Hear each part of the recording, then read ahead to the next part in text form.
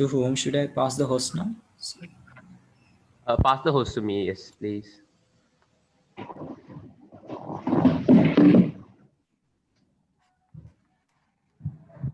Guys, you can hear me, right? Yeah. Yes? Yes, miss, we can hear you. Okay.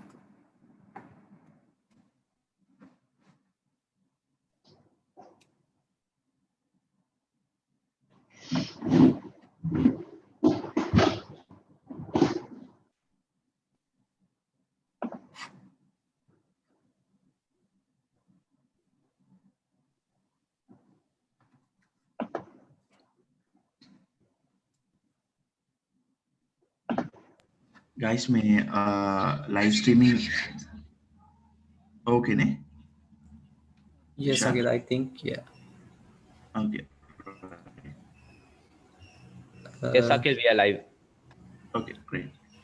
Vishal, we have another event, so I'll be leaving. Our people will join soon, I guess. So good luck with the event, okay? Okay, sure. Thank you. Okay, bye.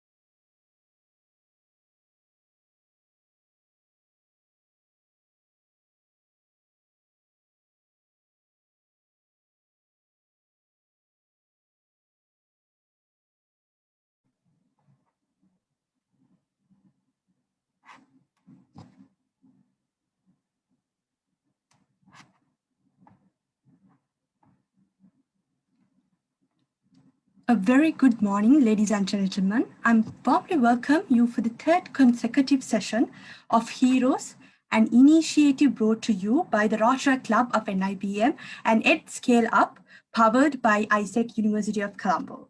I'm Senadi Vitanachi, the host for today's session, and we are about to start the most awaited moment of the series. As you all know, today's theme for the panel discussion is on women empowerment, specifically in the field of supply chain. Women, an integral part of the society, and their position and representation at equal value, respect, and appreciation. Today, we are exploring the contribution of women in one of the most daring and indeed vastly challenging fields in the Sri Lankan business industry, which is the supply chain. It is no secret that this specific area should be actively addressed. And this audience who would be stepping into the industry in no time or already in it is the best for it. Thus, I'm about to start an active conversation with three of the leading personalities expertising in the industry of supply chain. Ladies and gentlemen, please welcome Ms. Erangika Samrage, Group Head of Supply Chain Maliban Group, Ms. Dilmini Veragama, General Manager Supply Chain Atlas Axiela, Hemas PLC, Ms. Randima Krishnaratne, Country Sales Manager Sri Lanka and Maldives, AP Mola-Maersk. Dear Madam, we warmly welcome all three of you and looking forward to listen to your expertise. I would like to remind our audience that we will be answering your burning questions in our Q&A session towards the end. So please feel free to use the chat box for your questions. And also please be kind enough to mute your microphones and switch off your video cameras during the discussion. So without taking much time, let me open the conversation for our industrial expertise. To begin with, let's witness some of the personal experiences in terms of their journey of being gigantic personalities in this industry. I would like to direct my question, it's a common question to all three of our expert panelists. What made you want to pursue your career in the supply chain field? And also, who were your role models? Ms. Erangika, if I start the conversation from you. Good morning.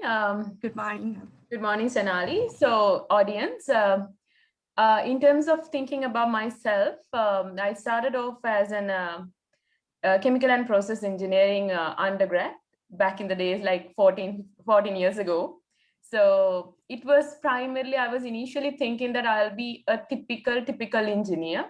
But the more I got myself exposed, of course, I had the blessings of joining to one of the wonderful organizations along with the journey. When I got myself exposed to the multifaceted roles that are available in supply chain, of course, I got fascinated. And being able to see that your contribution finally ends up in a consumer product or a service that consumers or your customers enjoy, that made me fascinated. I would say it's not specifically a supply chain role models, but I've seen business individuals who are creating an impact in the world and how they are contributing to the betterment of the world per se. So that's what kept on motivating to keep working in supply chain and exploring the supply chain. I think that's where I found my inspiration to stay in supply chain. I would think that's what it drove me into supply chain and still continue to fascinate me every single day. And it's a different day every day. So there's no single day that's same in supply chain. I think that's one more thing I'm interested and keep motivated to work on. That constant challenge and pushing you to be a better person, bigger person every day is something that I'm driven. Thank you. Thank you, Ms. Erangika. Ms. Dilmini, what is your story behind your journey? Well, the start is quite similar, actually. So good morning. Wonderful to be here. It's also a great honor because I am with two of the ladies that I have grown up with working together. So it is an immense pleasure to be speaking together here. So most of us actually would be relating some of the same stories, same experiences. So, I mean, to join Erangika, I also have my background in chemical engineering, majoring in biomedicine, which has absolutely nothing to do with what I do now. And I think supply chain for me is more so a discipline that I stumbled upon rather than chose because of a decision I made. It is purely because when you joined, I mean, initially I was working at a factory at Haycarb, which falls into supply chain, but never really noted as supply chain at the time. And then when I went into Unilever, you know, as a management trainee, they give you these options of choosing which department you want to fall into. And with your expertise in education, the one that made more sense was supply chain. So I chose it. And honestly, it is one field where you need to understand the sentiments and emotions of humans, as well as the technicalities and the intricacies of machines and materials, right? So that the gamut of resources that you need to manage and the adrenaline rush that you get when you are a part of the backbone of an organization is genuinely what made me want to know more about it. And if you ask me who has been my role model, again, many people have. I don't think it's just one or two that I would want to name here because I would do injustice to the many others. However, I do want to say that one thing that had inspired me is actually my children. If you think about it, over the years, what I've realized is for the two girls that I have, their whole, you know how children think, right? The whole concept of, oh, Ammi is, you know, working in a whole male dominant field. She's running around doing these things, working in a field that's not supposed to be for women. And what they see and what they learn from it honestly inspires me genuinely on a daily basis to say, keep moving and keep doing things that create the world to be a better place. So stumbled upon it, not by design, but I'm staying in it by definite choice. Thank you, ma'am. That was a beautiful perspective. Ms. Randiva, if you were to add your story to make it perfect. Hi, I think my story also is more or less the same. So, but first of all, thank you very much for having the three of us. As Dilmini said, we go a long way. I think Dilmini and I go a very long way. So I think we've now known us for more than 3 decades. And I think, again, see, all three of us have grown up in the same era. And honestly, we didn't have a big knowledge of what supply chain was. My basic education, it's actually in genetics. So nothing at all related to what I do today or what I have done at all in my career. But also, again, I joined Unilever as a management trainee. And in terms of you do as at Unilever, you do get exposure to all the functions. And then, of course, I was placed in supply chain eventually once I finished my management trainee stint. Just like the Dilmini, it was not really by design that I got into supply chain or that I wanted to get into supply chain. But once I got into it, I never wanted to leave it really. And I think, honestly, if anyone asked me about supply chain when I started working, for me, it was more or less like some level of transportation happening, some kind of a storage, and some kind of a manufacturing. No any formal training or formal education, and we really didn't also grow in an era which had a lot of information. We didn't have all these internet access. We didn't really have. I mean, there would have been books, but I don't think either of any one of us actually read through any of it before joining supply chain. Again, as per role models, not anyone in particular, but I think when I first started working, the very first boss I had in my career gave me one very important advice.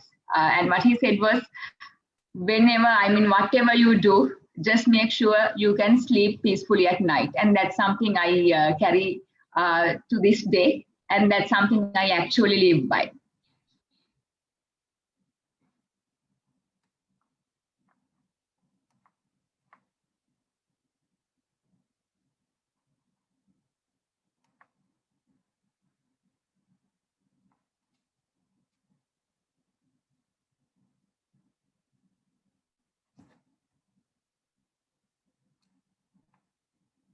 Ms. Randima, I guess you're muted. Sorry. I think, yeah, that was a slight issue. I think so. Just to conclude in terms of what made us join supply chain, or what our role models was, I think what's important is for anyone, there will be points, when you start looking out. I think most of you are undergrads, right? Just looking out in terms of your future, in terms of what to do.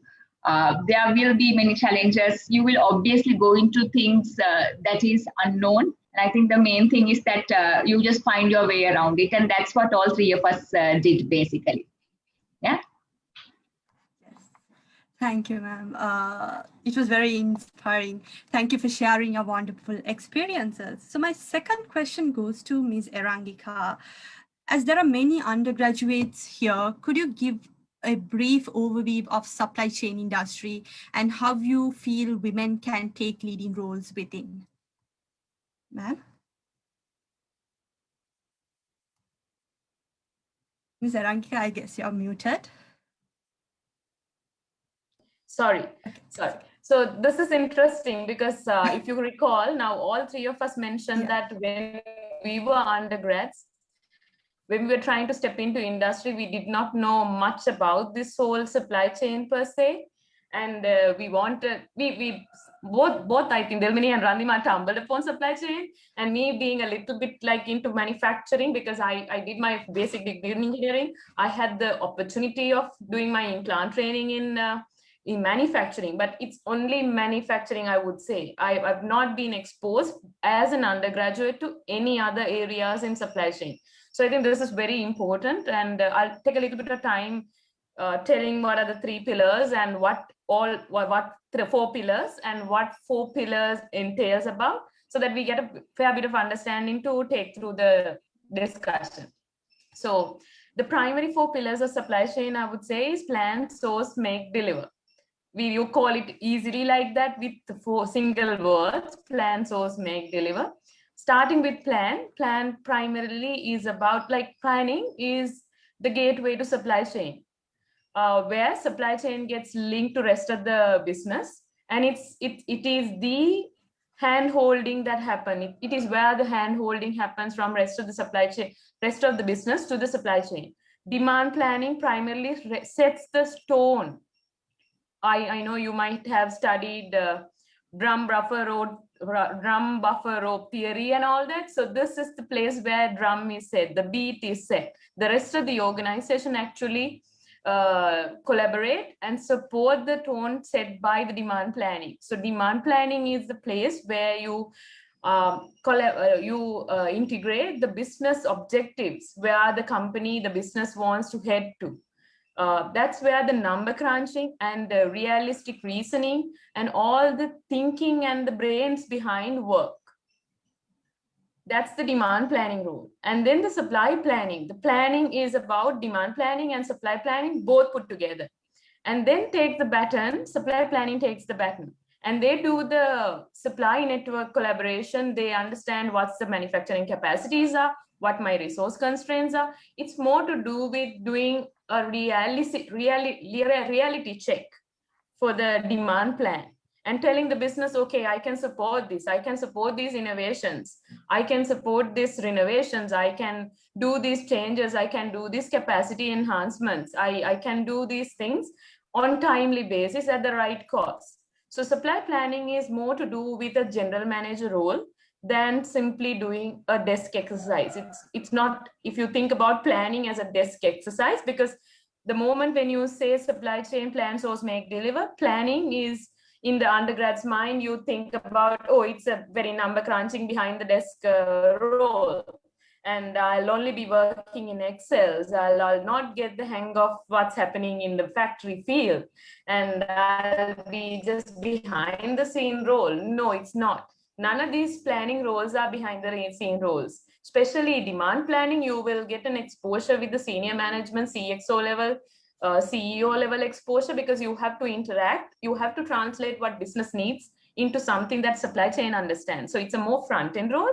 And when it comes to someone who is needing some hands in manufacturing, like a hands in exposure, supply planning is the best role to get at, because it's about linking the resources, the manufacturing, the delivery, and innovation timelines and all that.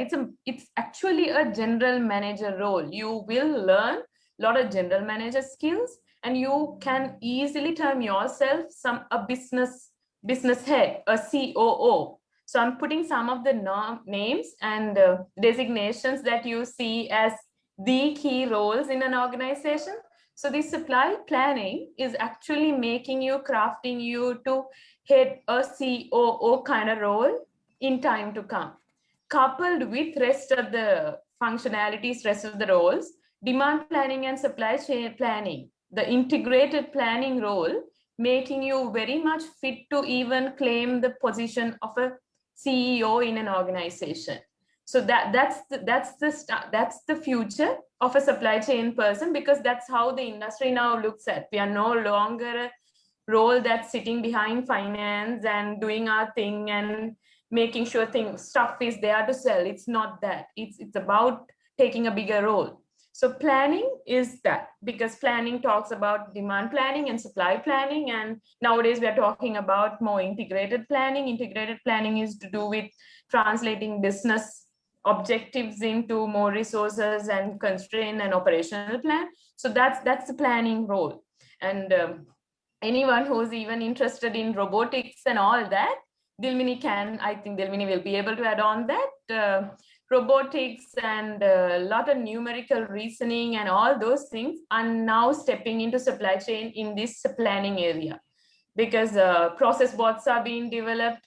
Lot of manually routine mundane tasks are now being translated into a lot of IE platforms. So anyone who is interested in using their IT and technical skills, a lot of people, a lot of young undergrads like y'all are very interested in pursuing careers in a lot of techno areas and IT and all that. So supply chain planning is actually about linking these technical artificial intelligence approaches into day-to-day real tasks. So planning is an area that is of interest to such individuals who are keen on pursuing a career.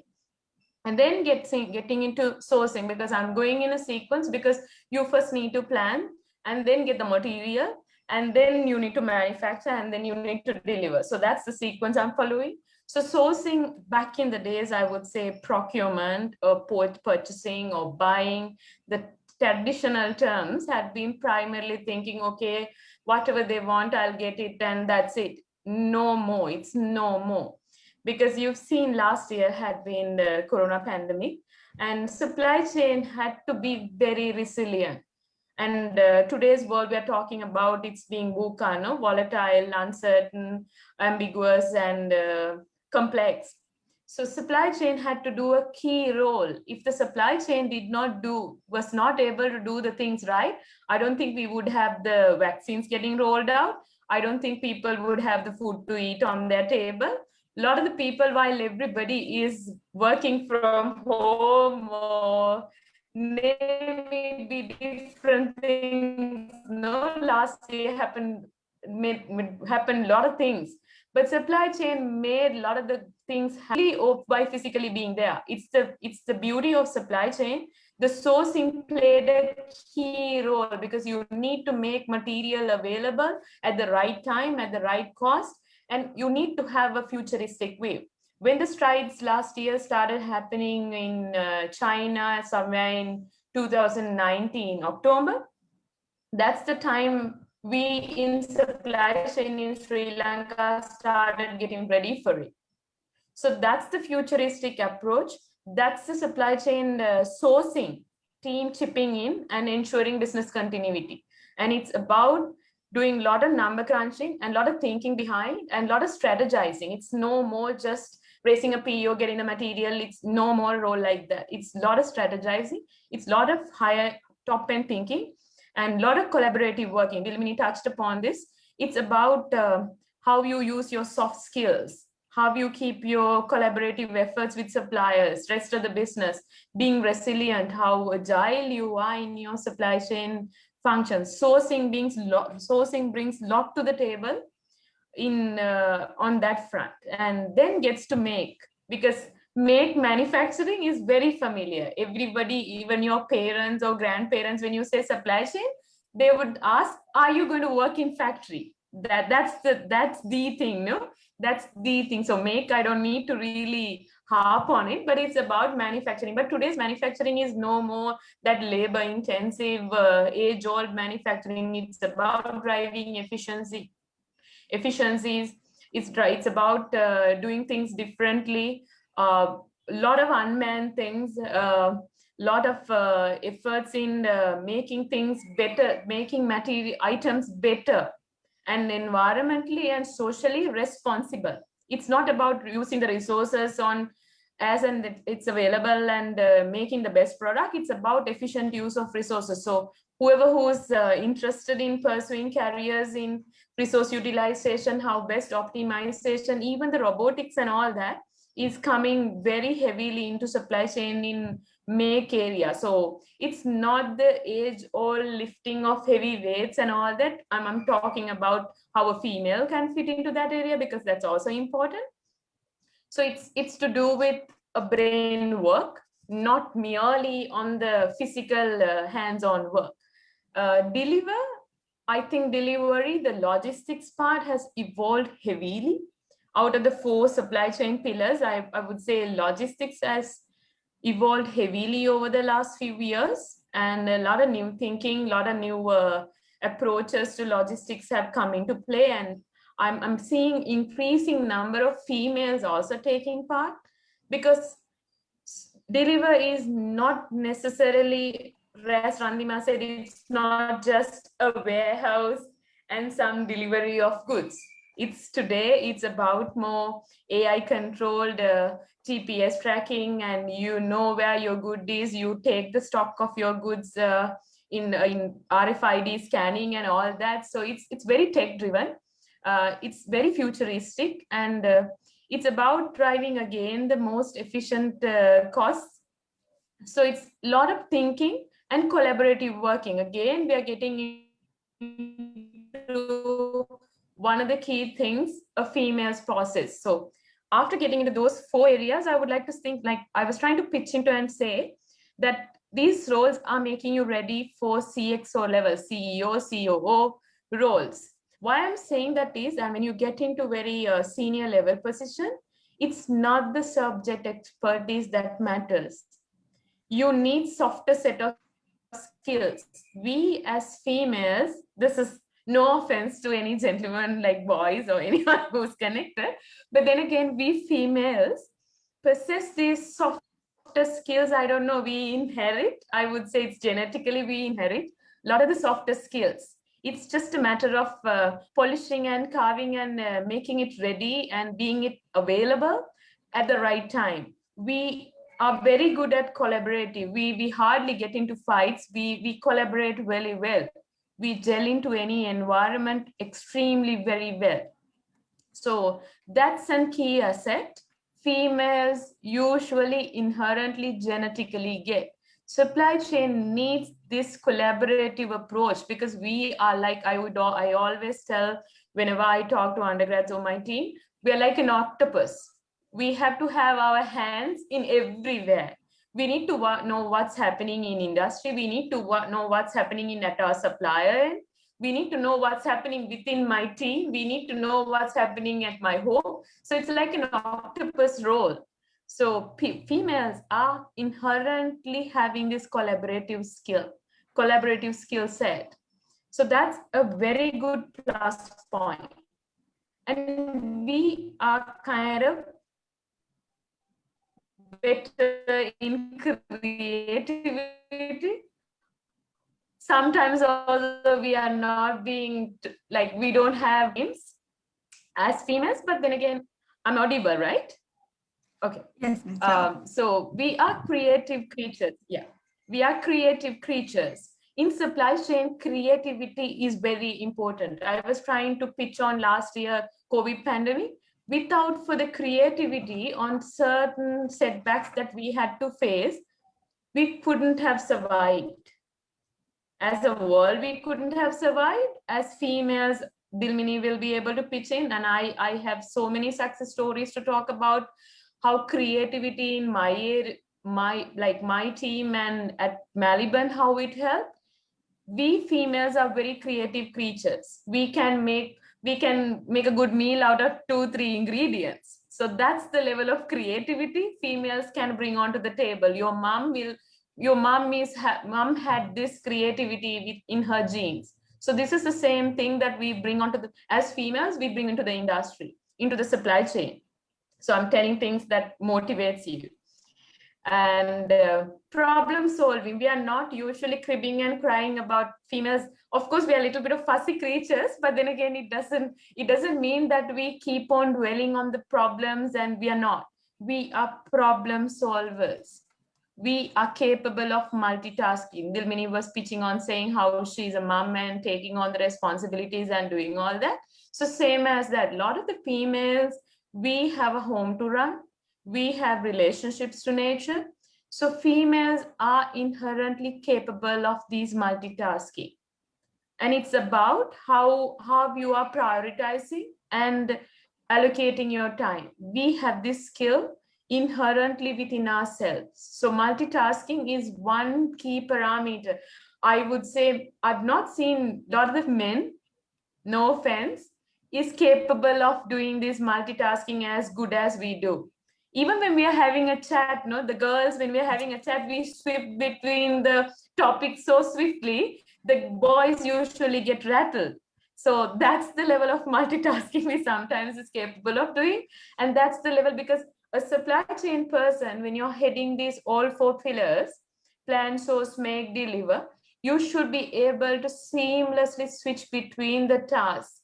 When a member of your team is asking a sourcing question, you should be able to put your effort and focus and do a solution mapping for that. And at the same time, you should be able to think about, oh, what's happening on my delivery side? Can I ramp up for my seasonal demand?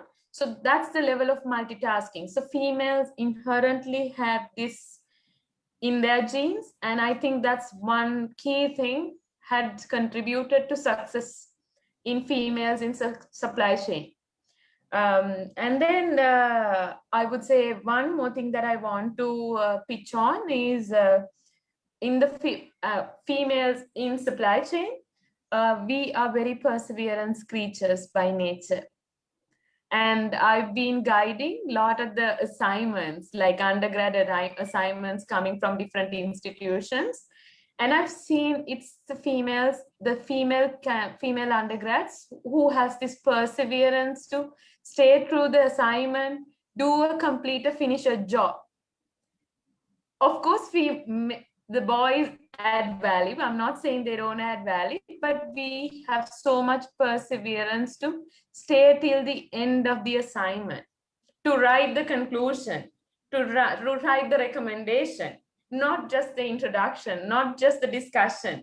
So you have the perseverance and the doer attitude to finish this task at hand. And that's very important in supply chain, because at the end of the day, supply chain is about doing a task. We have to get the material, we have to release the plans, we have to do the sourcing plan, we have to get the material, we have to do the production, we have to make the product available, product or service available for our consumer at the right time, at the right cost, at the right quality. The supply chain is more about delivery, like it's about service delivery. So this doer approach, being able to do and deliver a tangible task with so much perseverance, attention to detail, is very important in supply chain. The females have this inherently within them. We don't quit. We don't really back off. We write the conclusion, we write the recommendation. Because I've seen this in undergrads, because I think a lot of the crowd joined here are undergrads.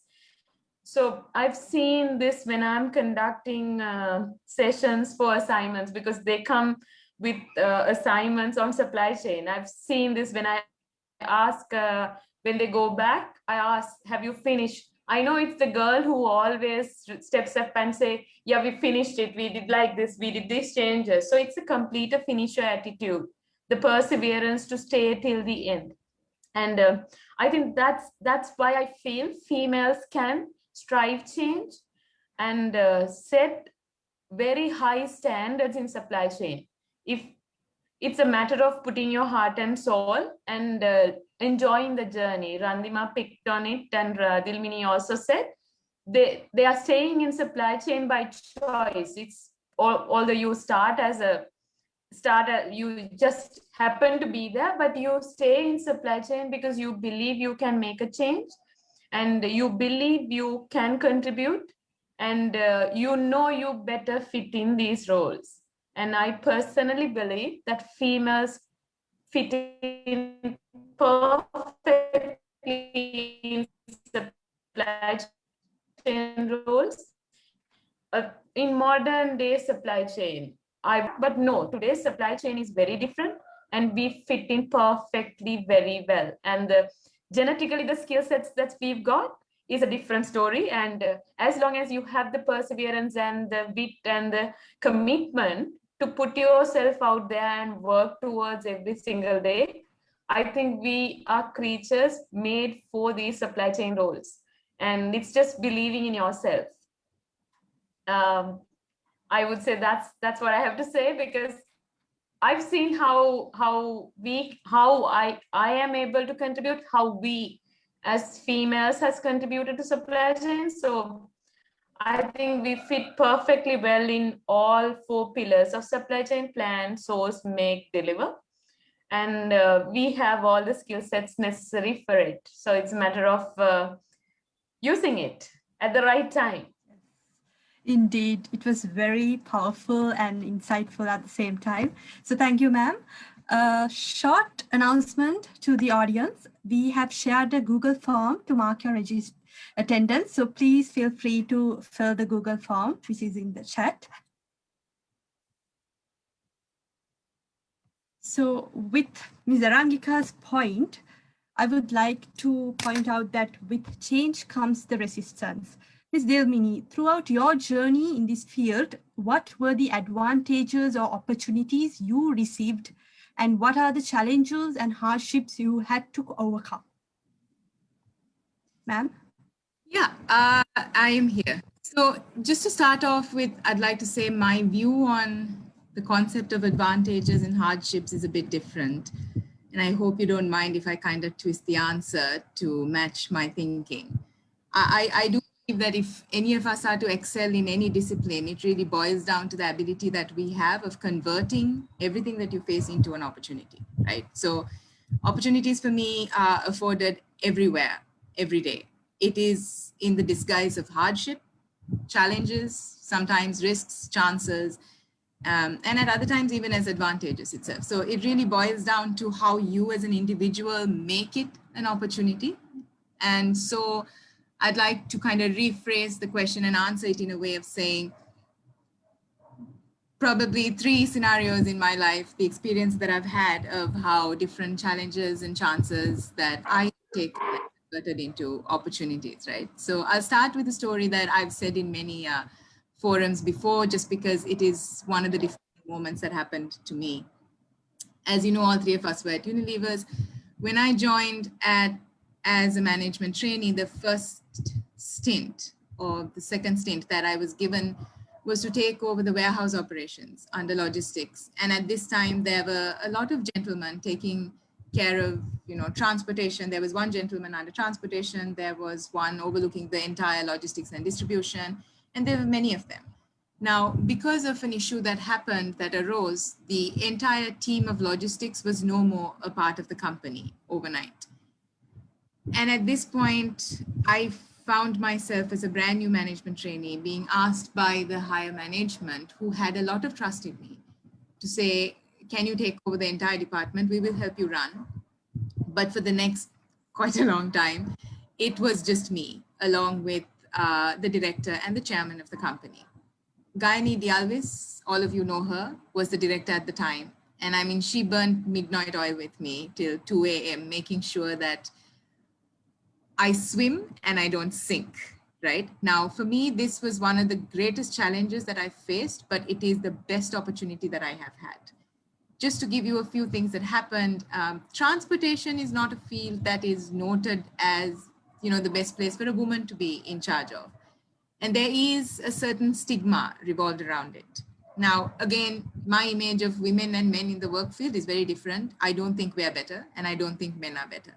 And I think it takes men and women together to make something happen. And genuinely, I am gender blind. And I want to say this before I say anything of my experience. I was brought up by a single mother. My father died when I was young. I have a brother who's much older who respects women. So for me, from a very, very young age, I was completely gender blind. I didn't realize that society had a separate view of what women can do versus what men can do until I was told when I was bigger, right? So I think it's very important for all of you young girls out there.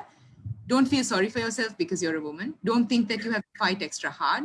Just do what you need to do and the opportunities will come to you, right?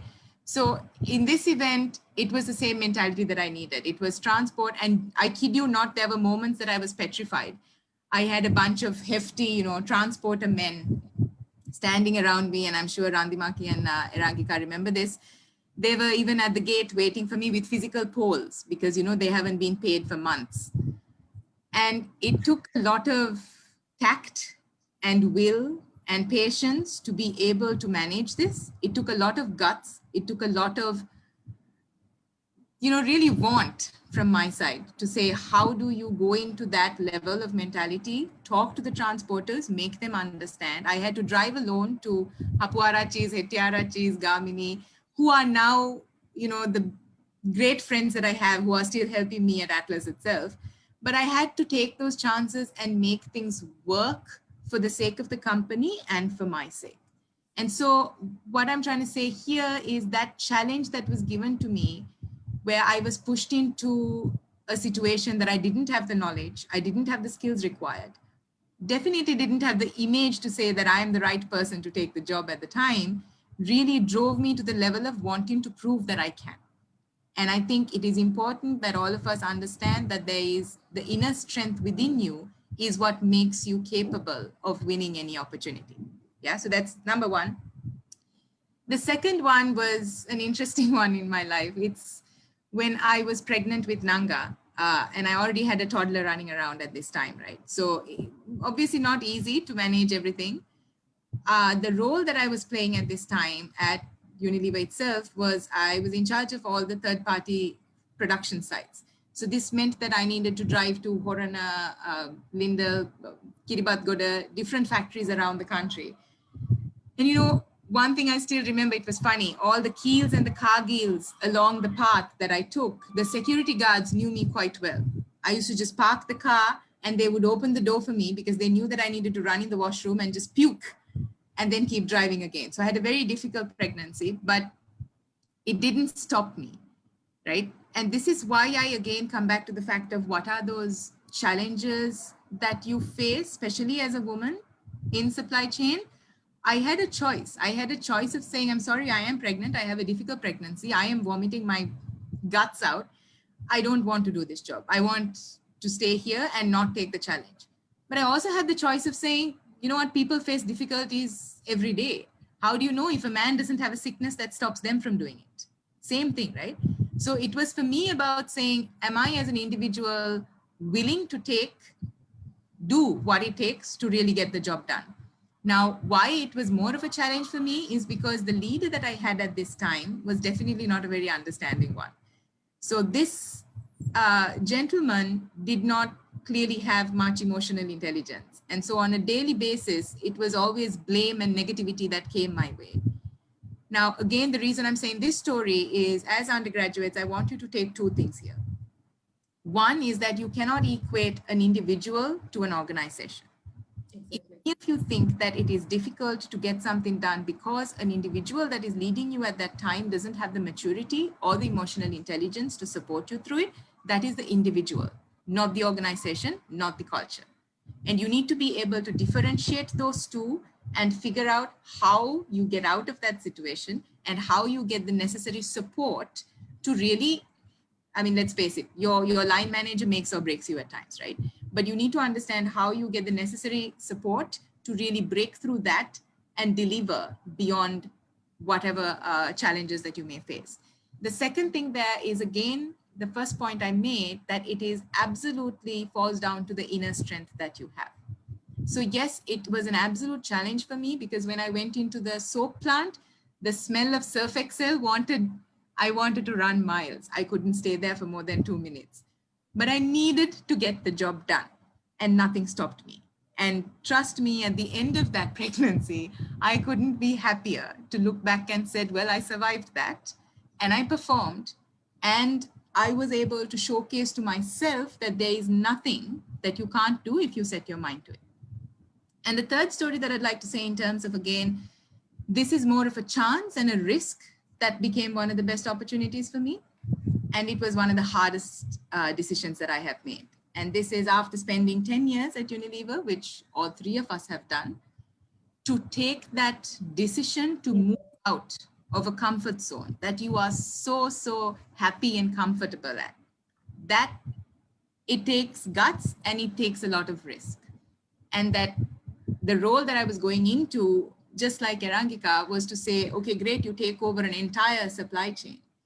Now, Unilever is one of the best companies. It is the best company in my mind. You are made to be everything. You are taught from A to Z. You are given opportunities to understand best practices worldwide. Now, just because you work at Unilever, it doesn't happen. Of course, you need to be wanting to learn it, wanting to grasp it, right? But if you do make use of those opportunities, then it equips you with the skill and knowledge beyond comprehension.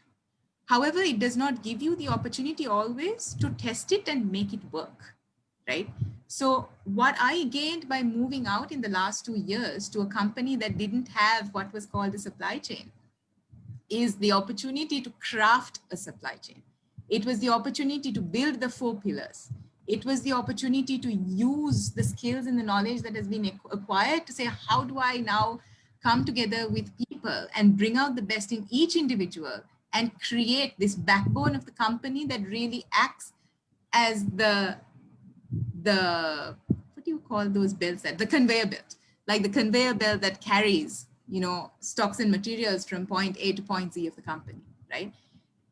Now, the reason I'm saying this to you in terms of an opportunity is because, again, it is a risk. It is a push out of the comfort zone that allows you to build an opportunity within.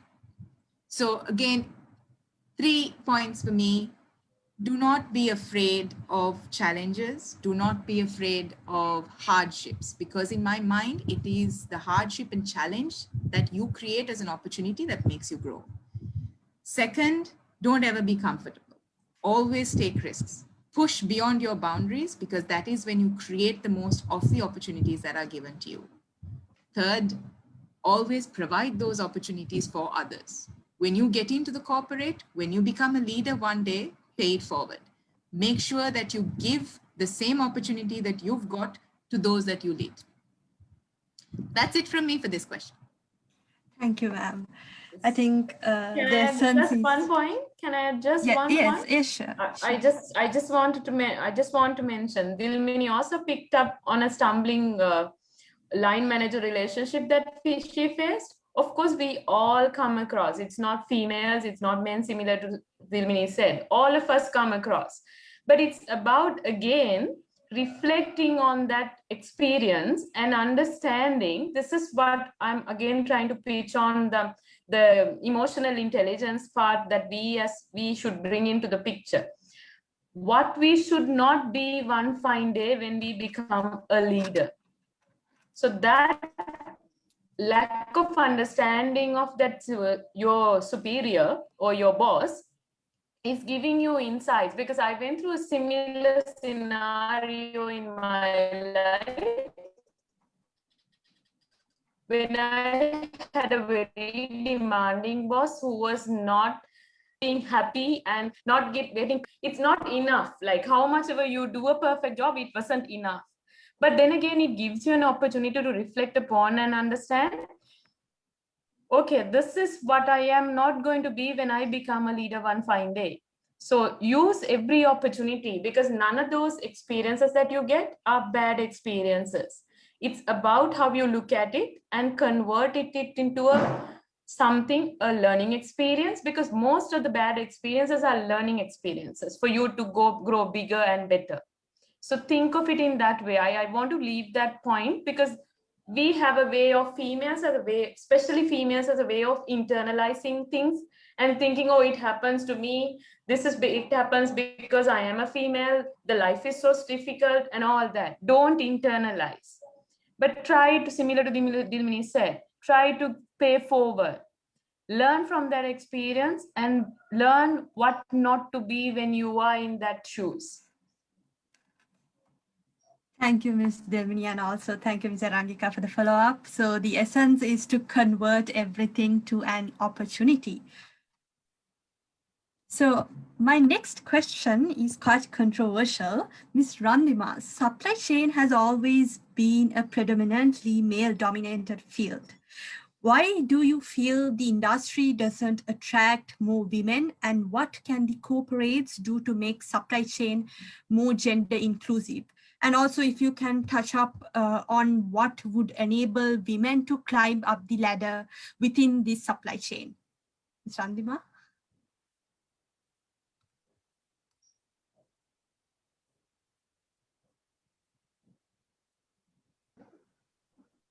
Hi.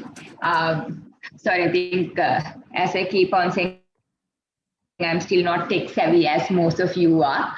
But thanks for the question, Senali. See, I think actually, if you look at the whole supply chain, in a sense, it's sad when you take it into a commercial perspective or an organizational perspective, there is less women participation, less female participation. But I think if I look at Sri Lanka specifically, right, where we see less female participation is actually in the leadership or management level roles. Because if you look at also what makes a supply chain, right, as Erangika explained in terms of the 4 pillars of supply chain. So the 2 largest industries in Sri Lanka, which is apparels and tea, right, in terms of import-export market. This is the apparels. If you take who are all the women you see on the factory, they are part of the supply chain, right? You have a 500,000 strong female workforce working in the factories.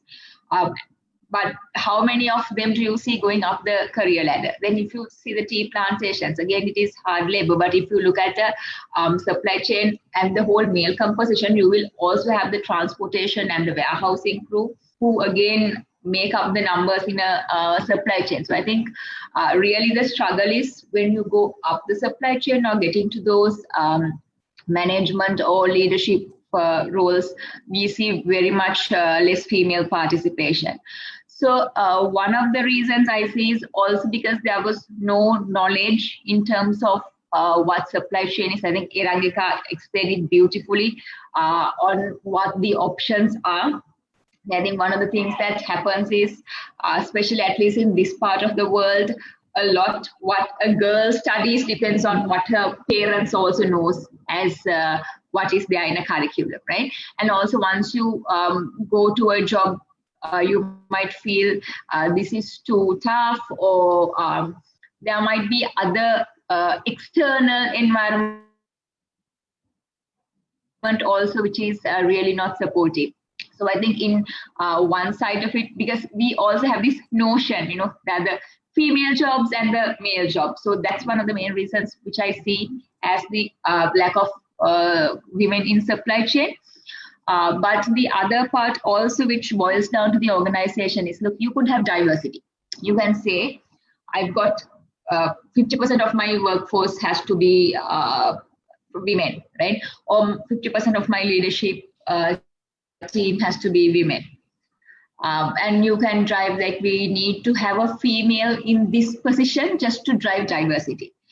But that's not really the point, right? It's diversity is one part of it that can be achieved more easily by just putting numbers and making it somebody's target.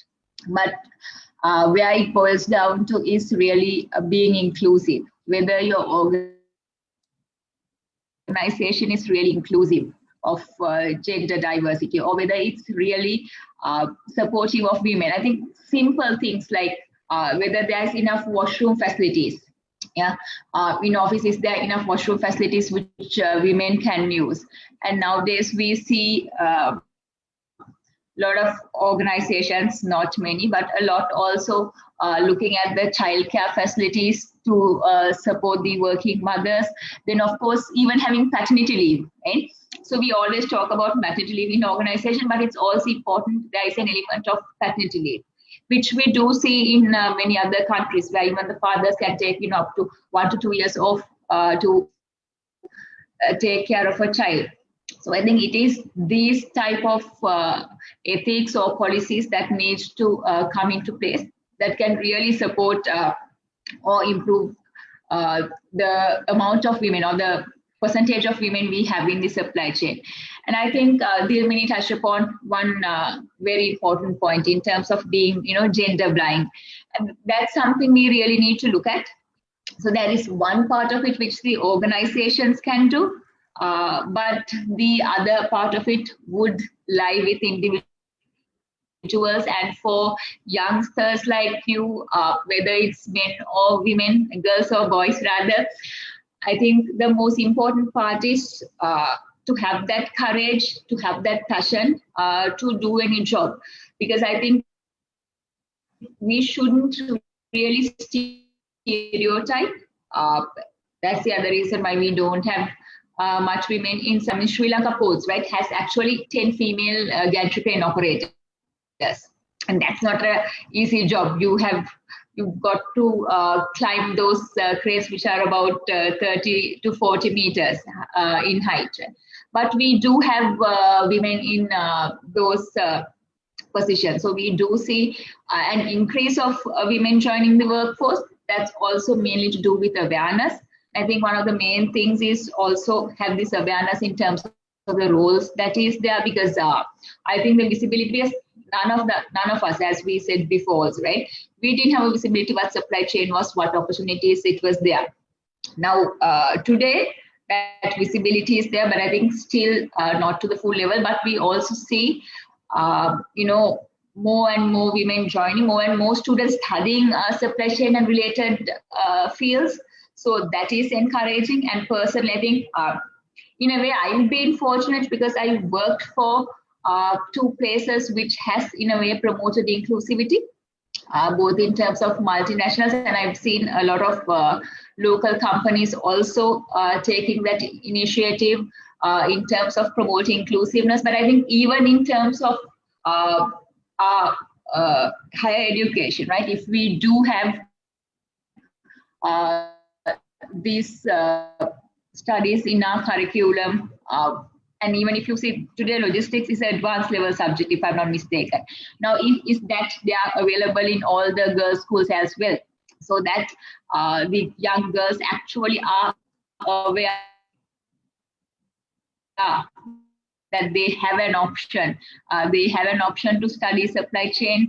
This is something they can pursue. This is something they can dream upon. And I think traditionally see it also goes famous, or that's all stereotyping, saying this is how it should be. I think it is today about in this whole culture, how many likes you get on, on your post, or how many reactions you get on your picture. So in that sense, also, if there is promotional activities which companies can do to drive it in those platforms which suit the generation that's up and coming, because eventually if we are to build, increase the supply chain representation of women, then of course we also have to go in the media or in the routes that actually can reach out to more women. And I also see, while again I really don't agree on anything which says it's a woman's job or a man's job, if you look at the world, right? Supply chain starts from your home. You have a domestic supply chain. And generally, who do we see who so efficiently runs this supply chain? The mothers, the women, right? And I mean, I personally know how complicated it can be to run a domestic supply chain versus running an actual office supply chain, right? Because your lead times often involve actual human beings. right? And your requirements or what you need to fulfill will be more in terms of emotional requirements rather than really meeting some target, right? So, and in a sense, we've seen women doing that so well over the years, and I think it's there in women to really go up the ladder and really take up the opportunities in supply chain. But from an organization point, from a government point, what will have to be done is that we do have the policies, we do have that inclusiveness embedded really into the organization. So that's what I've got to say. And I think just one point I would like to add on to what Dilmini said in terms of the hardships and challenges that comes. See, it's just there will be hardships and challenges in any job you take. And it really boils down to like how Dilmini faced all these hardships head on in a way, right? And I think there was sometimes when Dilmini asked, because when Dilmini was going to join Unilever, she had asked me how it is. And I said, yes, like, come on board. And there were times when Dilmini said, like, what have you got me into? But then the whole point is how she really managed it, how she really worked around it. So it really boils down to the passion you put into your job, and whatever the job you do, just give your 100%. And there is also, your career aspirations and also the happiness you will feel at the end of the day for doing something successful. Yeah, so I think that's basically my input. Thank you, Ms. Randima. This is indeed an in-depth conversation covering almost all the dimensions possible. So, Ms. Arangika, do you? Sorry, I'm just going to add one. Yes, sorry, sure. Sorry, Sure, just because it is, to do well in supply chain for women, Yes. I think a strong point that Randima illustrates itself is women building other women up. And I think I want to state this here, given all the melodrama that's happening in the country as well. It is absolute need that we, it's not about saying who's good and who's not and who's better. And I think we've all made that point very clear. But it is about genuinely that whole paying forward of supporting each other, ensuring that you build each other up, because as she said, she's got me into a lot of trouble from the time we were 5 years old, I think, but it's always built each other up. So I think it's something that everyone should do. Thank you, ma'am. Thank you for the follow-up as well. So, Ms. Arangika, do you feel that the current women in the industry can influence in closing this gender gap? If so, what measures do you see as possibilities? And please do share what you have done to make strides in creating space for women. So, hi. So I would be very short in this one because we've been touching a lot of the things in different questions. But then again, I want to pitch on, few things.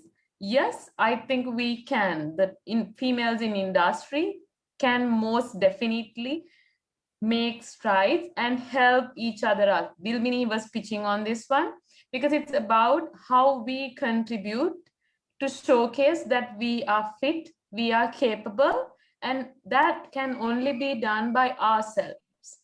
Dilmini also said in her first initial opportunities and challenges one, if she ever quit on any of the roles, claiming a difficulty or anything, then it would have been the end of the day for many of y'all who are planning to join to supply chain. That mindset creation, when you say, oh, I can't do it, I can't do that, I am unable to do it, that excuse giving would have created entire strides to showcase that females aren't fit for logistics. But she didn't do that. It's about taking this role and running with it. So there's a lot of responsibility who are in the supply chain.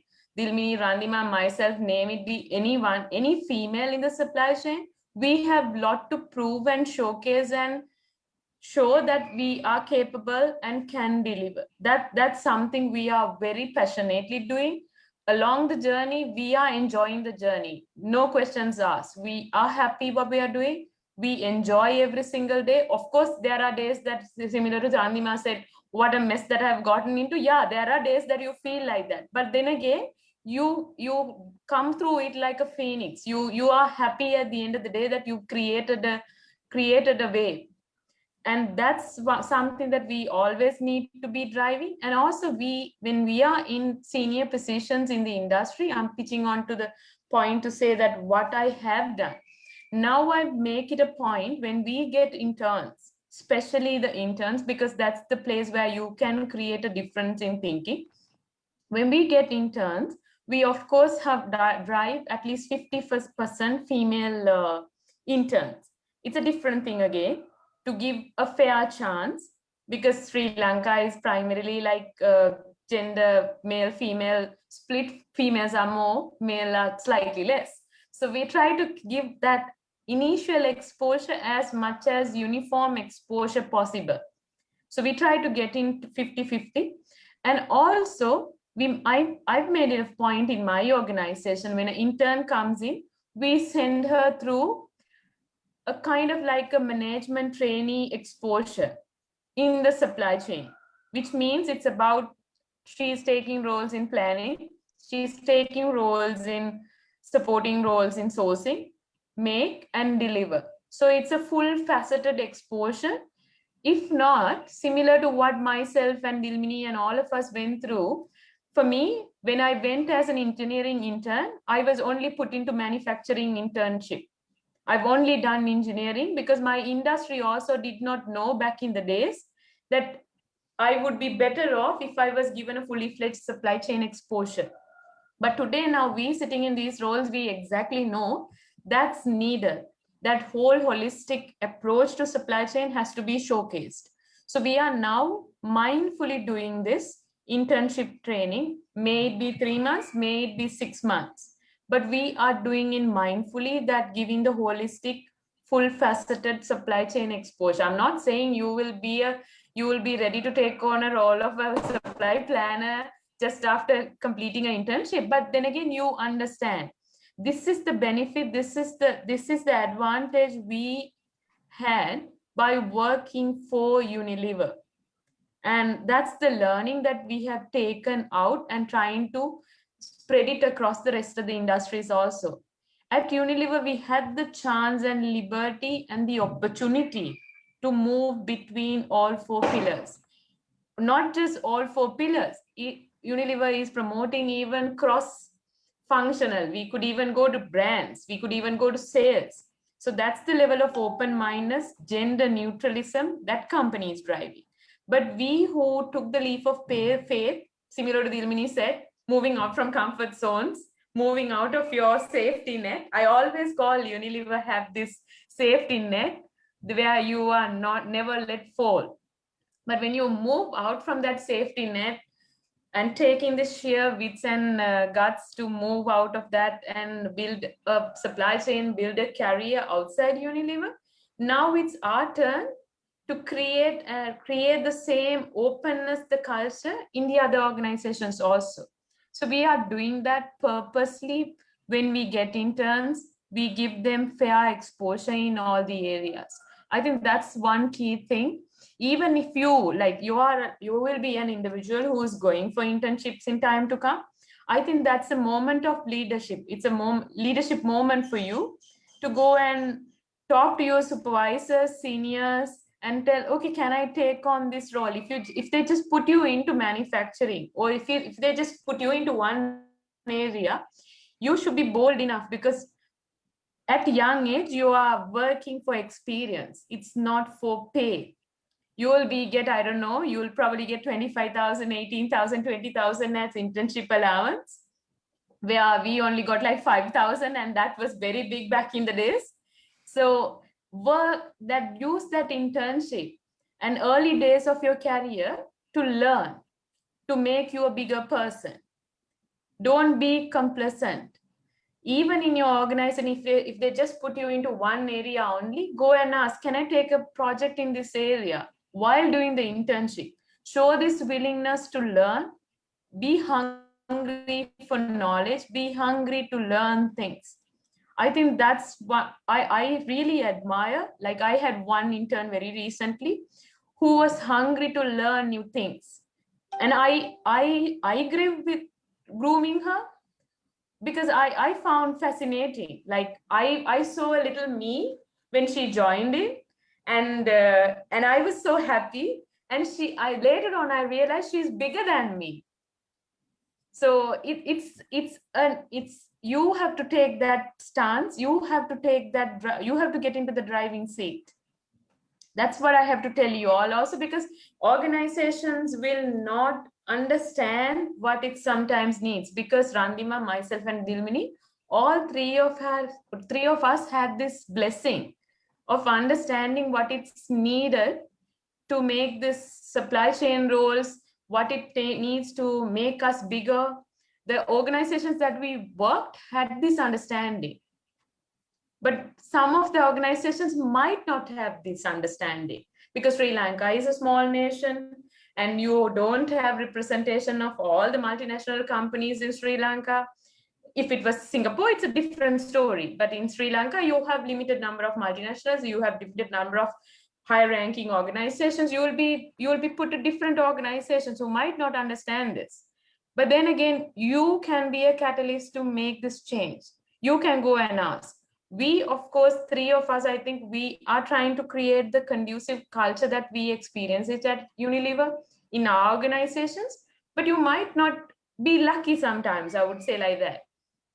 It doesn't matter whether you're a female or a male. You just have to create, you just have to ask for opportunities. You have to be hungry for what you want. The leaders might not give it, but you can always ask. We are Dilmini might be able to recall, we even discuss among ourselves and we even propose swaps, saying, okay, I'm doing now planning, can I get into logistics? The logistics, my colleague is saying, I would like to come into supply planning. So think of it like that way. Although the industry may have not evolved, but you can get into the driving seats and drive this. This is the only way to closing the gap. I'm saying none of us are, similar to Dilmini said, there's no stone carve, like there's no hard and fast thing saying that you fit for this role, you don't fit for this role. It's the individual, it's the oneness of that individual to make sure that you fit into any role. So closing the gender gap, yes, industry, because industry is moving into more flexible working and more equal opportunities and gender diversity rules and all those things. Randima was trying to say that in the garment industry, although there are like 5,000 girls who are behind the sewing machines, there are hardly anyone there are only very few who are sitting at the leadership roles. Of course, that the organization will drive giving the percentages and all that, but we also have a very big role to play as individuals to take on and show that we are ready and we are ready to take on that additional responsibilities and run the show. So I want to mention that, and inclusiveness comes by your contribution. If you don't contribute, if you don't take that ownership, the inclusivity will not come. So it's part to do with you, it's part to do with the organization. But even in a situation where organization is not very conducive, you can create the change. You can be that change agent. The thing that we are trying to do, sitting at sometimes on a little higher role, but you can initiate that sitting as an undergrad, a mid-career recruit, a management trainee, you can create that. So just remember that there's a lot of power that's lying within you to make sure that this industry is the place where you want to succeed. So that's for me. Like I said, like we've been picking on a lot of points and I'll be short, but that's the point. There's a lot of work that has to happen by the person who is in the mirror. You have to do a lot of things, and not many things come very easily, but you can be that change agent. Just remember that. Thank you very much, ma'am. So with that, as she said, we covered many areas, interpersonal wise, psychological, societal, and also commercial wise. Let's talk a bit about industry and technology, which go hand in hand nowadays. So, Ms. Delmini, advancement of technology affects any field in the industry. What are the opportunities and changes made in the supply chain industry because of the developing technology, and how do the organizations adapt to such events? It is an absolutely loaded question, which I am not going to be able to answer in detail because we do not have time to go through everything that can be done. And I think Erangika touched upon this at the beginning when she was answering. Honestly, right now, if you take a step back, whether it's supply chain or any discipline that you work in, right, technology is disrupting the way we think, the way we work, the way we live. And you either go against it, fight it, and be left behind, or you learn it and embrace it and make the best of it. Now, it's not really a forum to go into the details, but I am going to take you through my experience of digital transformation of supply chain.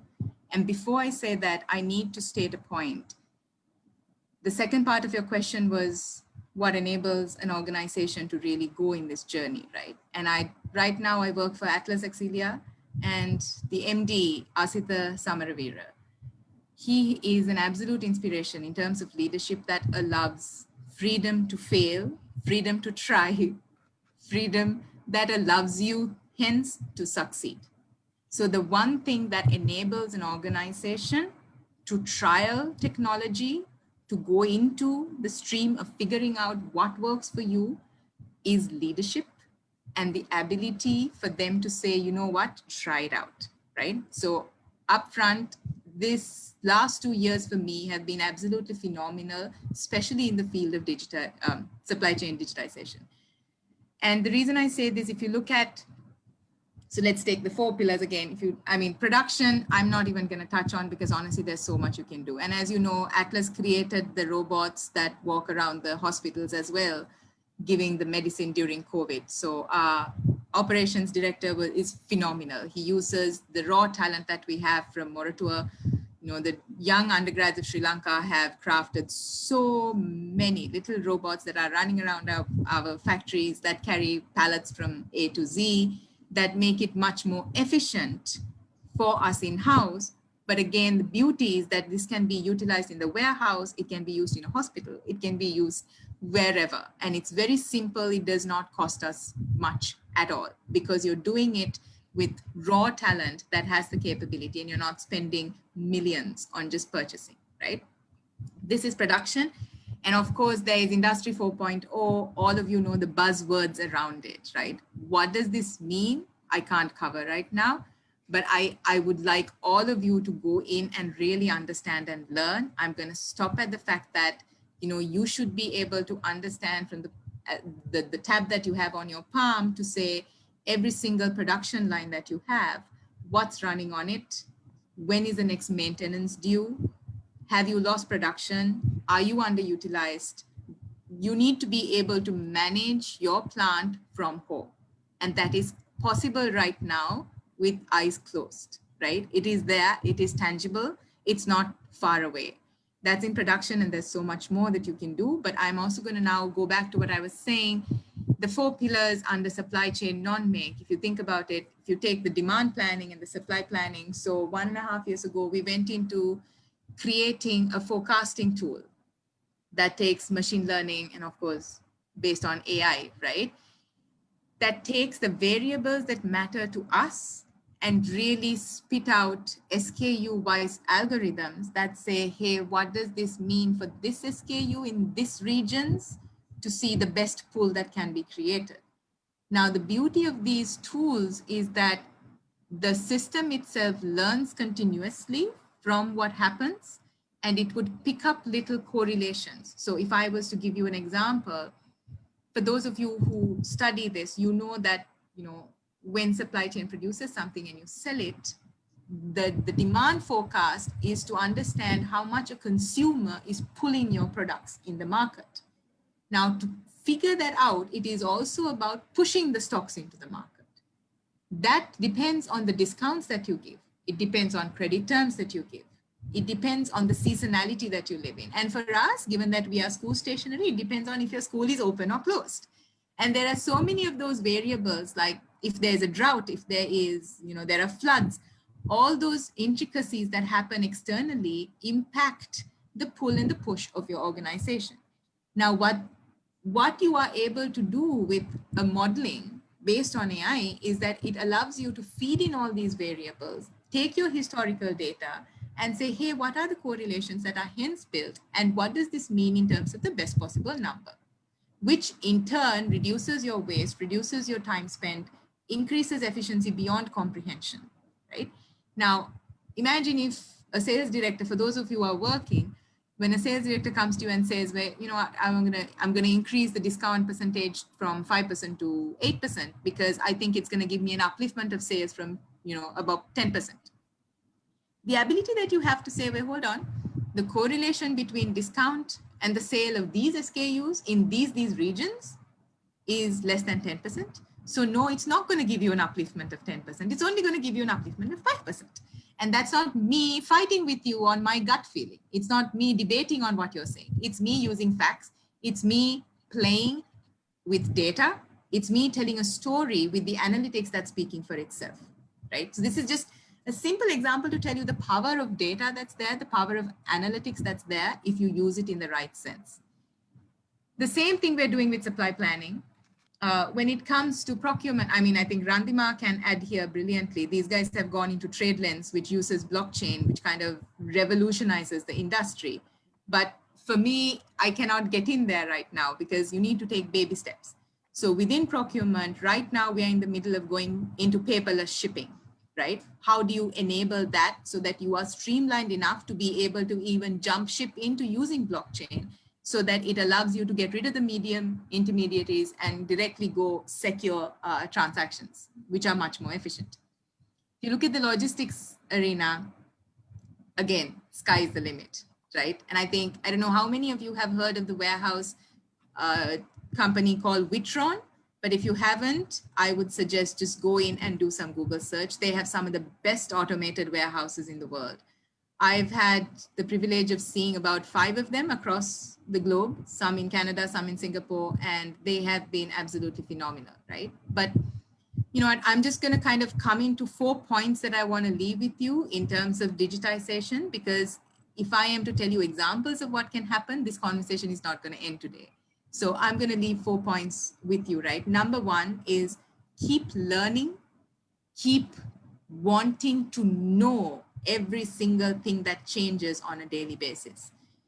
Recently, I completed this nano degree on AI product management, and it opened my eyes. I was able to craft for myself on my own a whole AI module that allows you to feed X-rays. It looks at the image recognition and tells you if you have pneumonia or not. And then it tells you if it's bacteria related or virus related. Now, I learned how intricate it is to make it happen, but I also learned how simple it is. I learned how easy it is. I learned that the people who are in technology itself has created and crafted. If you look it into Google AI modules, it's already available, right? Google ML allows you to pick ready-made sections, pick it up and use it for whatever it is that you're trying to solve. Now, you're not going to know this if you don't learn. So as much as we love the buzzwords of saying AI, machine learning, industry 4.0, bots, you know, what else? I can tell you 5 to 10 words that everybody's talking of when you say digitization, but how many people have actually learned what it means, right? What can it do? What can you use it for? So keep learning, because if you take a few years back, you'd go into university and spend 4 years to learn. And what you learn, you actually are able to apply. Right now, what you learn in that 4 years would be redundant by the time you finish the 4 years. That is how exponential learning has become. That is how exponential development has become, and evolution. So honestly, I think Erangika said when we were young, and hopefully we're still a little young. Yeah, no. When we were younger, and started Younger. our careers, we did not have access to information at our fingertips, right? And yes, there were books, but as Randima said, none of us bothered reading them. So it is not that anymore. You can find anything about any subject. You can learn. You have the Udemys, the Udacities, the edXs, the MIT courses. Everything is available for you. So there's nothing stopping you from learning. So number one, make sure that you know what's happening. Make sure that you know the latest technology, why it's used, the use cases of who has used it and what they've used it for, so that when you come across a problem in your organization, you can relate and say, hey, hold on. This is potentially something that can help me with my problem, right? So number one, learn. Number two, think big, but start small. If you try and fly overnight, you're going to flunk and fall on your face. And there is no point in going into a whole digital journey if you don't have standardization and streamlining done. So I still remember 2 years ago with my team at Atlas, I have the best team. I must confess, I am the luckiest leader because I have the best guys to work with and they are phenomenal. And on a daily basis, these guys inspire me, right? So my demand planning team, supply planning team, logistics team, procurement team, everyone, they've all come together and they've said, okay, you know what, we're going to look at what other departments of the organization should also be streamlining. So give you one example, right? What a week means for sales was not the same thing as what a week means for supply chain. What a week, and this was foreign to me. When you come from Unilever, Rangika and Randima would know we are given this calendar of weeks. When you say week 54, everybody knows what you're talking about. You say week 54, you know everybody isn't a 54. When you talk of week 43, you know what date you're talking about. But here, each department was talking about different weeks, and there was no correlation, there was no standardization. You talk of levels of SKU categorization. Again, there were multiple levels across categories, and nobody had that uniformity or standardization. Now, why I'm saying this to you is because it's very important. As much as you understand that it's a very nice buzzword to say, I'm going in a digital journey, well, it starts with simple formats of standardizing what you have, streamlining and understanding the logic of your backbone. Your foundation needs to be strong for you to be able to go on a digital journey and make it worthwhile for you. So number two, think big, but start small. Number three is do it for the right reason, right? It was interesting. Before Corona hit, I went to Singapore for a convention on, again, AI-based digital transformation of supply chain. One of the best places I've been to. I spent about touring and listening to different brilliant guys, IBM, to a lot of guys in Singapore that's made a lot of difference in the industry. But along the Witron warehouses, there were other warehouses also that we were taken to kind of showcase, right? And in one of these warehouses that were showcasing, there was a little robot guy, a robot, that was taking, one case. So each time a case was packed, the robot would take the case on top of it and walk, travel, and take it to the next level so that it is palletized. Now, I was watching this and I asked, how was it done before? So before, there was a crate there that could carry 5 of those boxes. And one guy just had to walk any way the guy is standing there because he's needed to run the machine. That guy who runs the machine would walk with the crate, take it there. All 5 cases would be transferred within seconds and palletized easier. So my question was, why do you have a robot when you can do it much easier with the man who's anyway there, who's anyway needed, carrying it in a crate and carrying all 5 together? Why do you have one robot carrying 1 box at a time? I think I was the black sheep for asking that question because we were there for them to showcase of how brilliant it is, the work that they've done.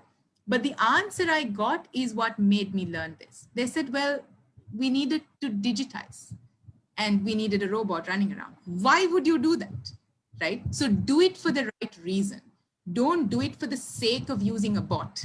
Don't do it for the sake of saying, well, I want to go digital, so I'm going to go, talk to Randima and say there's trade lanes happening. I want to be a part of it. If that's not going to give you any efficiency, don't do it. Recently, we are rolling out a WMS again. And now there became necessity. Again, because the SAP that we have is a little ancient and we don't have the streamlining that we need to be able to build the APIs and kind of make the connection, or it doesn't make sense right now to do it. the most sensible way was to use a bot to read in the information. Now there, it wasn't about saying, hey, I'm going to get a bot for the sake of digitizing. It was because I had a problem that had to be solved, and the best solution for it was to use an RPA, right? Hence, I would really urge anyone who's thinking of digitization to say, why are you doing it?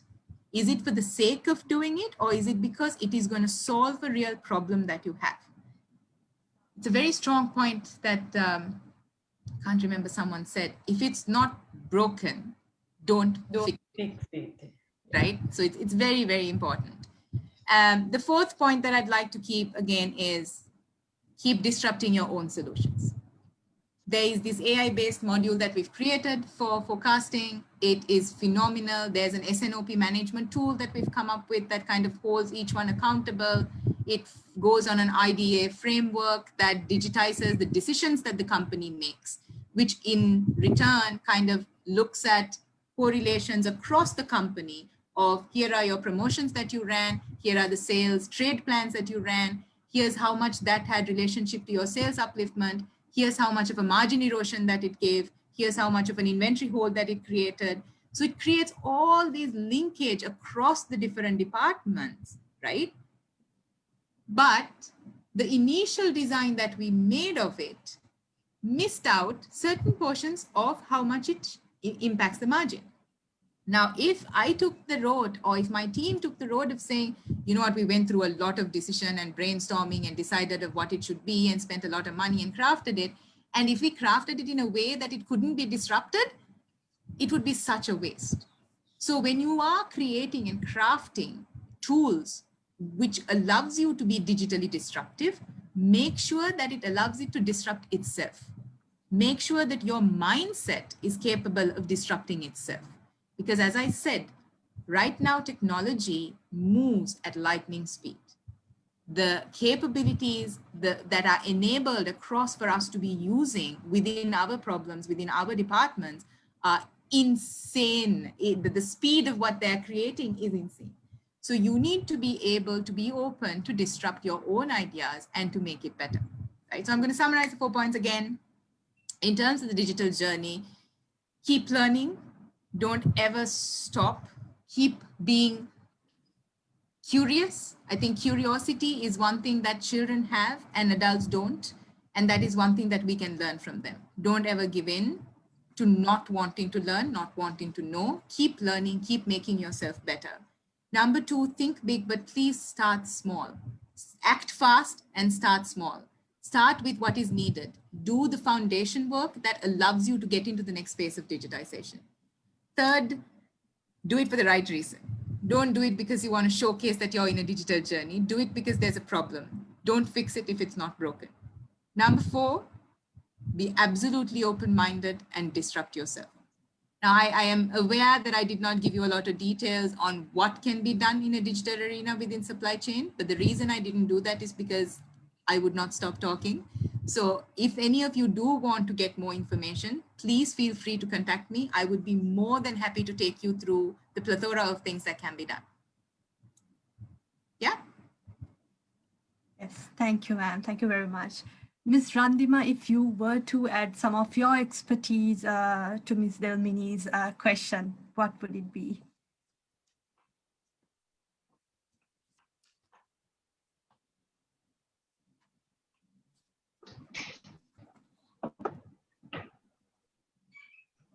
Hi, so I think in terms of digitization, if you put it into perspective, right? So say 20 years ago, if you said Apple, right? At least in our generation or generations before, an apple would mean the food you eat. But certainly, I believe your generation, if you say Apple, the first thing that would come to your mind is a phone, not the food you eat.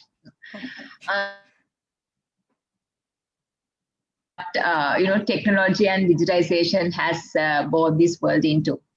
And one of the, while COVID is the biggest disaster, the pandemic or the crisis we've seen in our lifetimes, in terms of digitization, COVID has actually enabled countries, companies, industries, people to really embrace digital platforms.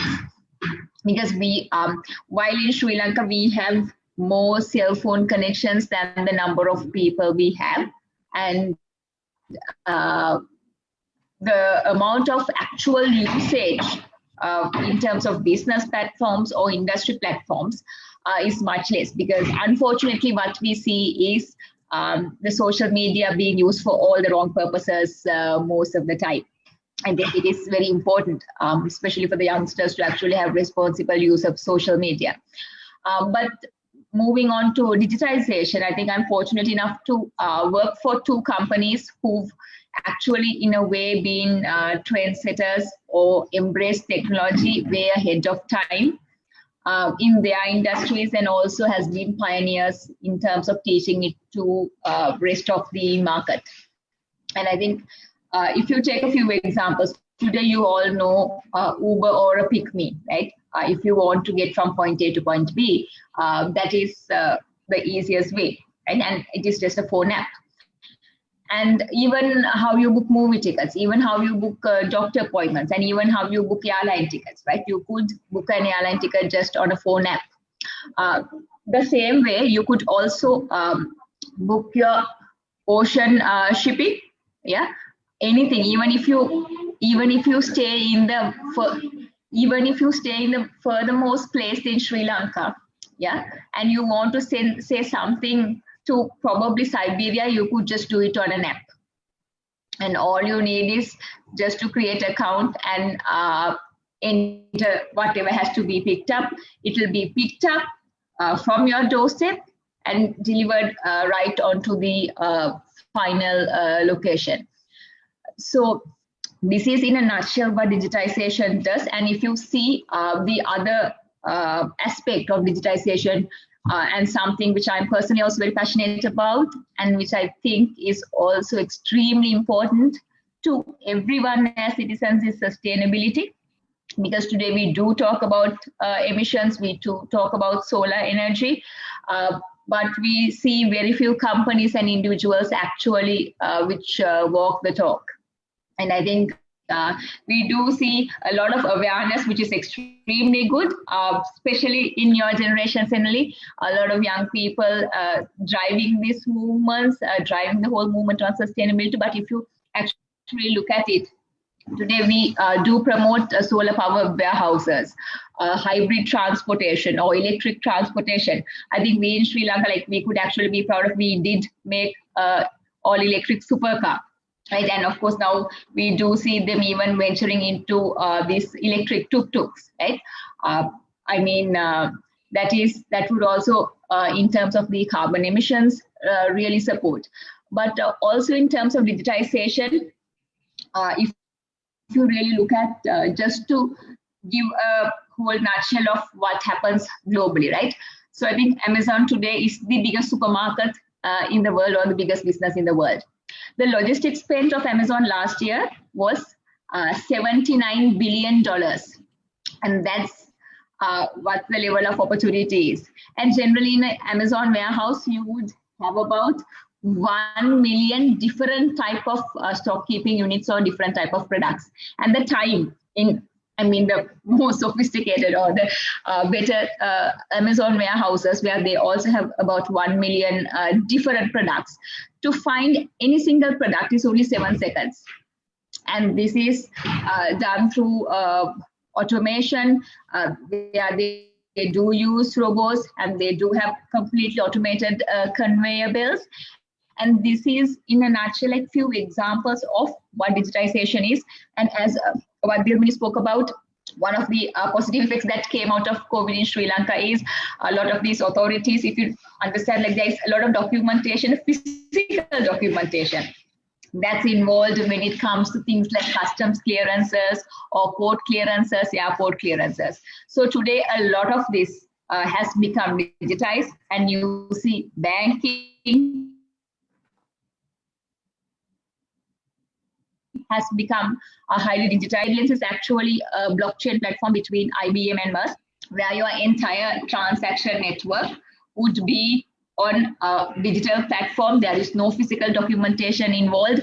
So all your stakeholders, be it regulatory, be it terminals, the customer, the buyer, the seller, and the banks, everyone would be on one digital platform. So this is a few areas. Of course, Dilmini spoke about the digitization in the production flow, where we do see a lot of automation happening. There are robots who are used today. And if you see the production capacities, production capacities have increased even in the local factories because of the use of automation, and the amount of products that could be produced in a single facility has also increased, because there is so much of lesser time you need to do what is called a changeover. So to move from producing one product to the other. Then of course, even in terms of logistics, you do have the robots involved, a lot of AI data taken in terms of analysis, and again on planning, Dilmini touched very much upon the detail. So that's basically what digitization is. And I think if you actually see, personally speaking, from a point of Maersk itself, Maersk, if you may know, it was mostly known as a shipping line, which it no longer is. And today what Maersk is aiming to be is actually and driving to be a technology company or a digital company that actually does logistics. So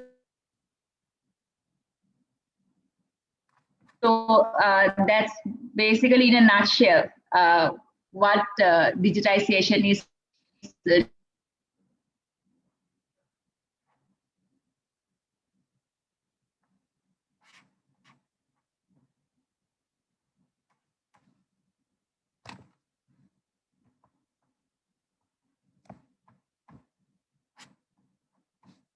All right, thank you, ma'am. It was very insightful.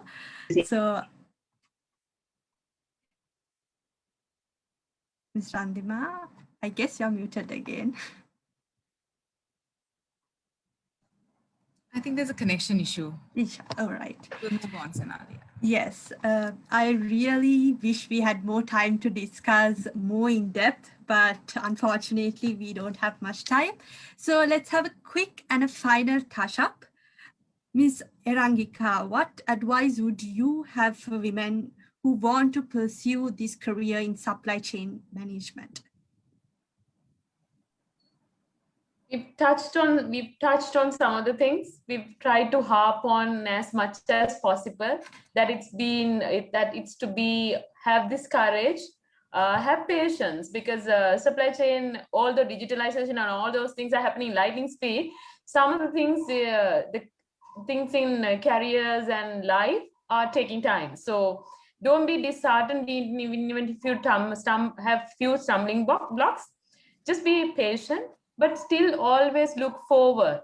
Like you have the courage to look forward for what it entails and plan for your thing. No job is bigger than your ultimate purpose in achieving it. So be open-minded and fail, run. Dilmini, can you recall that statement? Fail fast, learn.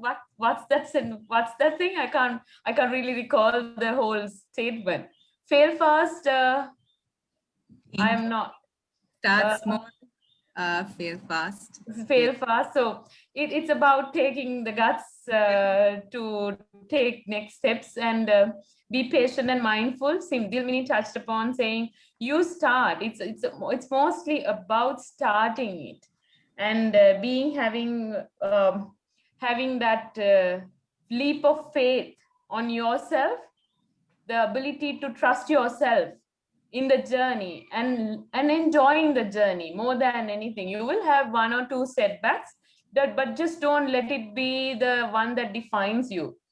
Trust on yourself, trust on the journey, enjoy the journey, because not every day will be the same. I started off saying in supply chain, no 2 days are the same. You go today, you face something else. You go tomorrow, it will be a different challenge. No 2 days are the same. It's like raising a child. It's every day is new. It's not the same. Supply chain is like that. So be open-minded about it. Be true to yourself, but don't lose yourself in this whole journey. That's most important. What drives you, what passionates you, keep true to it.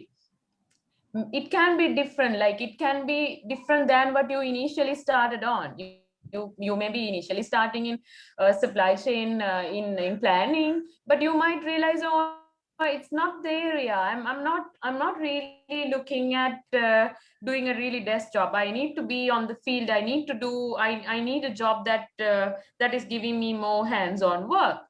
Then be experiential. Go and venture into that area. Dilmini also pitched on to say, start small, because the higher you set your expectations at the initial, sometimes even a small setback would make you really cripple and make you want to quit.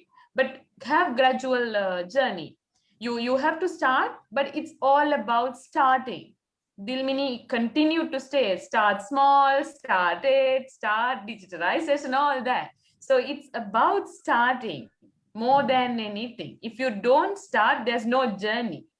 So I'm saying start it and be true to yourself, believe in the journey, enjoy the journey. Supply chain is not just supply chain. I'm saying anything that you set foot in, it is a journey, and if you don't enjoy the journey, if you just wait till everything is achieved to enjoy it, it might be too late. I'm not saying you might not get it. It might be too late, and you will only enjoy at the pinnacle, and that will not be enough. Enjoy the journey, and we are enjoying.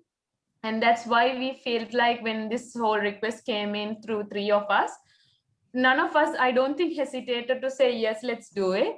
Because we wanted to do it, we wanted to showcase, we wanted to share that we enjoy what we do, and you can be passionate about what you can be passionate in this area, and there's so much more. And as an undergrad, whatever we learn, I don't know whether we are using it in the core of it in the same way, but we are definitely using it. That's the foundation. It's like a house. Whatever you learn in undergrad, it's your foundation. Whatever the frills that you learn after moving out, whatever the things that you do, it's like anyone who walks into your house will see all the furniture, all the embellishments, all the decor and everything. Nobody will see the foundation, but I'm saying that foundation is the one that is holding. So do your studies well. Always be ready to be disrupted, be challenged, be open for change. Because without change, Dilmini, Trandima, both of them harped upon, the world is changing in a faster rate than we all anticipate. And if you do not embrace the change, if you do not want to go with the flow and rise upon it, evolve with it, then you are becoming an instinct creature. So always welcome change and enjoy the journey. That's what I have to leave you all with. Every day is a new day, and every day is a learning experience. It can be a bad day. You can feel drained. There can be days that you feel you're not at your best. You are drained. There are days, but reflect upon it and know that it's a day that you can grow. That bad experience can give you a learning. So take the learning, not that bad bitterness about it.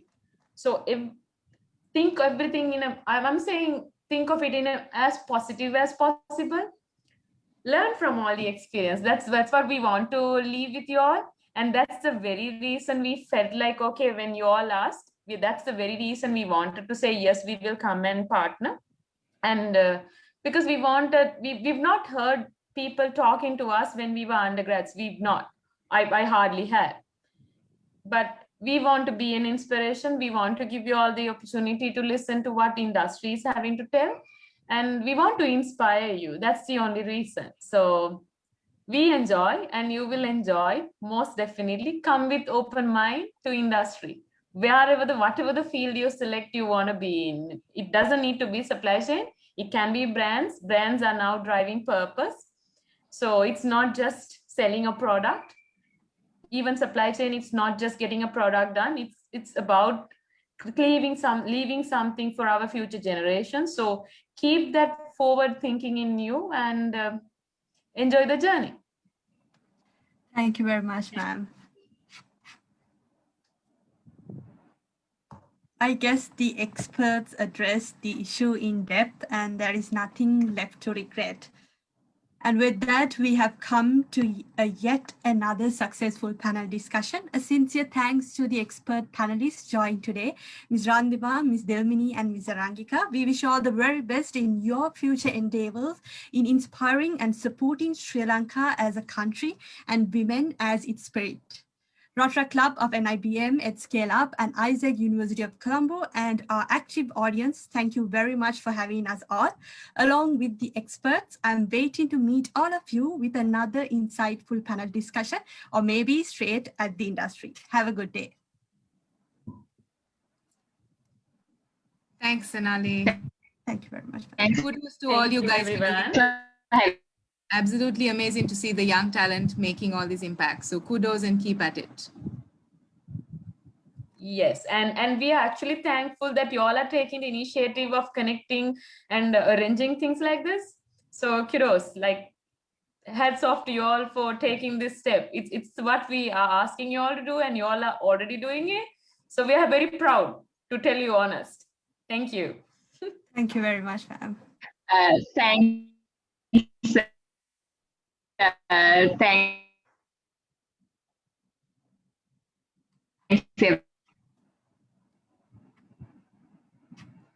Randima is also saying thank you and well done to you guys. Given that the Thank you, Ms. connection is bad, Randima.